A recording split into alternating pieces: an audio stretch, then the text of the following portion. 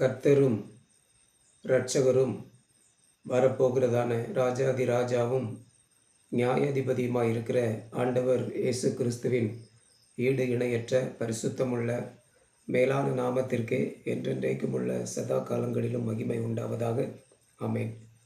கிறிஸ்துவுக்குள் மிகவும் அன்பான சகோதர சகோதரிகளே, தேவ பிள்ளைகளே, பரிசுத்தவான்களே, உங்கள் அனைவருக்கும் விலையேறப்பெற்ற ஆண்டவர் இயேசு கிறிஸ்துவின் ஈடு இணையற்ற பரிசுத்தமுள்ள மேலான நாமத்தினாலே அன்பான வாழ்த்துக்களை இந்த kingdom of Christ in earth mission trust என்கிற உலகளாவிய ஒரே இந்திய சிறுபான்மை கிறிஸ்தவ மத ஸ்தாபனத்தின் சார்பாக, கிறிஸ்துவின் அரசாங்கத்தின் சார்பாக, மெய்யான கிறிஸ்தவ தேசத்தின் சார்பாக அன்போடு கூட தெரிவித்துக் கொள்கிறேன்.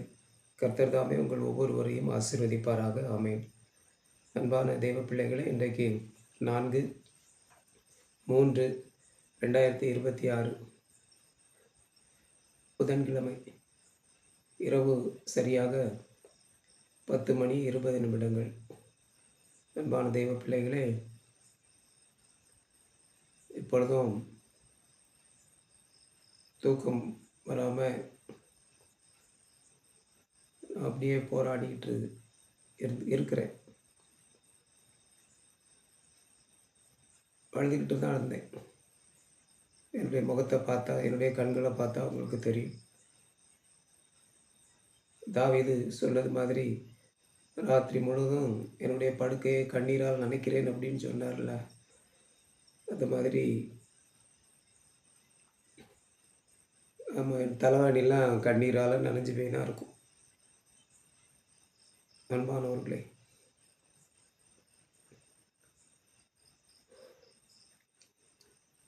நேற்றைய தினத்தில் 3/3/2026 செவ்வாய்க்கிழமை மாலை 3 மணிக்கு இந்த kingdom of Christ in earth mission trust பேரில் யூடிஆர் பட்டா திருத்தம் செய்து தனிப்பட்டா கேட்டிருந்த என்னுடைய அந்த கோரிக்கை மனு சம்பந்தமாக 3வது விசாரணைக்கு நேற்று நான் ஆஜரானேன். அன்பானவர்களே, சரிங்களா? கரெக்டாக 12:30 நான் அங்கே போயிட்டேன். 12:30 மணிக்குள்ளே நான் உயர்திரு மாவட்ட ஆட்சித்தலைவர் அலுவலகத்துக்கு போயிட்டேன். அங்கே ஏற்கனவே வருவாய்த்துறை சம்மந்தப்பட்ட போராட்டம் நடந்துகிட்டு இருந்து, அந்த கலெக்டர் ஆஃபீஸ் கலெக்டரேட் கேம்பஸில் அவங்க இந்த சாமியான பந்தல் போட்டு அங்கே அந்த போராட்டம் பண்ணிகிட்டு இருந்தாங்க வருவாய்த்துறை ஊழியர்கள். எனக்கு அப்பவுமே டவுட்டு, இப்போ என்ன ஆகுமோ என்னவோ தெரியலையே. இது வருவாய்த்துறை தான் பார்க்குது. ஆகவே நம்ம இன்றைக்கி 3ஆம் தேதி அப்படின்னு நமக்கு சொன்னது நடக்குமோ நடக்காதோ அப்படின்னு சொல்லி ஒரு டவுட்டில் தான் நான் உள்ளே போய் இருந்தேன். அப்புறம் ஒரு 1:30 மணி அளவுக்கு இந்த மேடத்துக்கு நான் ஃபோன் பண்ணேன். மேடம், இப்படி நான் வந்திருக்கிறேன் அப்படின்னு சொல்லி. உடனே அவங்க சொன்னாங்க, நீங்கள் வெயிட் பண்ணுங்கள், நான் ஒரு 3 மணிக்கு போல் வருவேன், வந்த உடனே உங்களை நான் கூப்பிடுறேன் அப்படின்னாங்க. அதுக்கப்புறம் தான் எனக்கு கொஞ்சம் நிம்மதியாச்சு. அப்புறம் உட்காந்துருந்தேன். ஒரு 2:30 மணிக்கெல்லாம் அந்த மேடம் வந்துட்டாங்க. அவங்க வந்த உடனே நான் போய் அவங்கள போய் பார்த்தேன். என்னை பார்த்த உடனே என்னை கூப்பிட்டாங்க. என்னை கூப்பிட்டு நான் கொண்டு போயிருந்த அந்த டாக்குமெண்ட்ஸ்லாம், அதாவது 1912ஆம் வருஷத்துலேருந்து எடுத்த அந்த ஈசி, மேனுவல் ஈசி, அப்புறம் ஆன்லைன் ஈசி, அதெல்லாம் ஏற்கனவே நான் ஜெராக்ஸ் ஒரு செட்டு எடுத்துகிட்டு போயிருந்தேன், அங்கே கொடுக்க வேண்டியது இருக்குன்னு சொல்லி. ஆகவே எல்லாம் ரெடியாக வச்சுருந்தேன். அதை கொண்டு போய் அவங்கக்கிட்ட கொடுத்தேன். அவங்க அதெல்லாம் பார்த்துட்டு செக் பண்ணிவிட்டு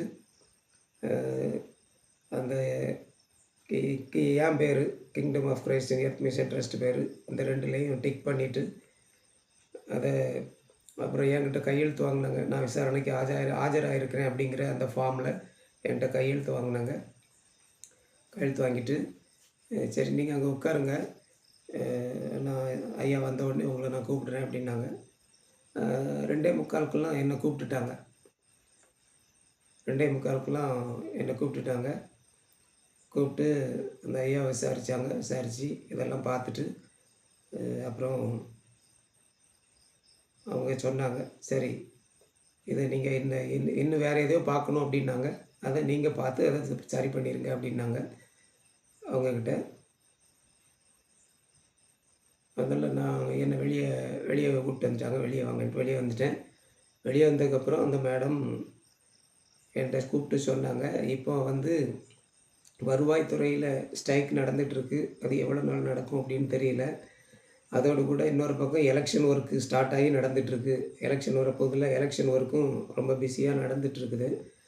அதனால் நீங்கள் எலெக்ஷன் முடிஞ்சதுக்கப்புறம் எனக்கு கால் பண்ணுங்கள் அப்படின்ட்டுருக்காங்க. எலெக்ஷன் டேட்டே இன்னும் அறிவிக்கலை. எலெக்ஷன் தேதியே இன்னும் அறிவிக்கலை. எலெக்ஷன்லாம் முடிஞ்சதுக்கப்புறம் நீங்கள் எனக்கு கால் பண்ணுங்கள் அப்படின்னு சொல்லியிருக்காங்க. அன்பானவர்களே, எனக்கு அது ரொம்ப கஷ்டமாக தான் இருந்தது. மனசுக்கு ரொம்ப வேதனையாக தான் இருந்தது. ஏன்னா நமக்கு சீக்கிரமாக யூடிஆர் பட்டா திருத்தம் பண்ணி தனி பட்டா கொடுத்துட்டாங்கன்னா, அதை வச்சு அந்த தடையில்லா சான்றுக்கு அது கூட ஒரு எவிடன்ஸ் ஆயிரும். அதையும் அந்த தடையில்லா சான்றுக்கும் அதை நான் கொடுத்துட்டேன் அப்படின்னு சொன்னால் சீக்கிரமாக தடையில்லா சான்று கொடுத்துருவாங்க. அதை வச்சு நான் அந்த டேரிஃப் 5 கரண்ட் இருக்குல்ல, மின் இணைப்பு டேரிஃப், அதை தேவாலயத்து கரண்ட்டுக்கு அதை மாற்றி கொடுங்கன்னு சொல்லி அப்ளை பண்ணலாம் அப்படின்னு நினச்சிட்டு இருந்தேன். அன்பானவர்களே, இப்போ இது போகிற போக்க பார்த்தா எப்படி என்ன 2-3 மாதம் ஆயிரும்னு நினைக்கிறேன். அதனால் இதெல்லாம் நினச்சிட்டு எனக்கு ரொம்ப கஷ்டமாக இருந்தது. அதான் தூக்கம் வரல.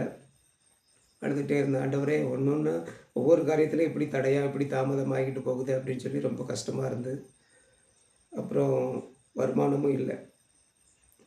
இந்த மாதம் கரெக்டாக ரூ. 9,000 தான் வந்திருக்கு. ரூ. 9,000 தான். ஏற்கனவே ரூ. 1,000 ஒருத்தவங்க கொடுத்துட்டு இருந்தவங்க அதை ஸ்டாப் பண்ணிட்டாங்க. சரிங்களா? அதெல்லாம் நினச்சி தான் அழுதுகிட்டே இருந்தேன். ஆண்டவரே, எனக்கு வருமானத்துக்கு வழியை ஏற்படுத்தி கொடுங்க அப்படின்னு சொல்லி நான் ஆண்டவர்கிட்ட கேட்டுட்ருக்கேன். தேவை இருக்குது நிறைய. அன்பானவர்களே,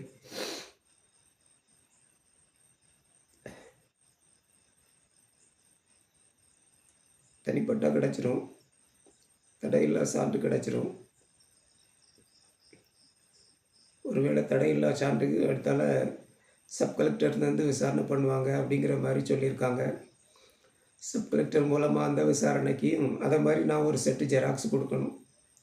120 பக்கம். அதே மாதிரி இன்னொரு செட்டு ஜெராக்ஸ் எடுத்து நான் கொடுக்கணும். அதுக்கும் 250 ஆயிரும். அதனால் ஆண்டவரே, தேவையெல்லாம் இருக்குதா? இதுக்கு இடையில் நான் போகிற வர செலவு தேவை, வண்டிக்கு பெட்ரோல் போட வேண்டிய தேவை, என்னுடைய சாப்பாட்டு காரியமாக ரேஷன் கடையில் அரிசி வாங்கி அதை வச்சு இது பண்ணிகிட்ருக்கேன். ஆனாலும் காய்கறி அதெல்லாம் வாங்கணும். அந்த மாதிரி தேவையெல்லாம் இருக்கிறதுனால அதெல்லாம் யோசித்து, ஆண்டவரே, எனக்கு ஒரு வழியை ஏற்படுத்தி தாங்க, வருமானத்துக்கு வழி ஏற்படுத்தி தாங்கப்பா அப்படின்னு சொல்லி அழுதுட்டு தான் இருந்தேன். என்னுடைய வேலை இல்லை, என்னுடைய ஊழியம் இல்லை. அதனால் அதெல்லாம் கொஞ்சம் சீக்கிரமாக கிடச்சிதுன்னா நல்லாயிருக்கும். அன்பான தெய்வ பிள்ளைகளே,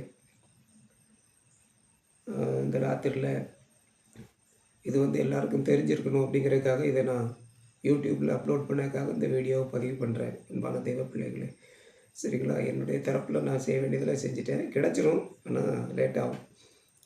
2 மாதம் 3 மாதம் கிட்ட ஆகும் அப்படின்னு நினைக்கிறேன். அன்பான தெய்வ பிள்ளைகளே,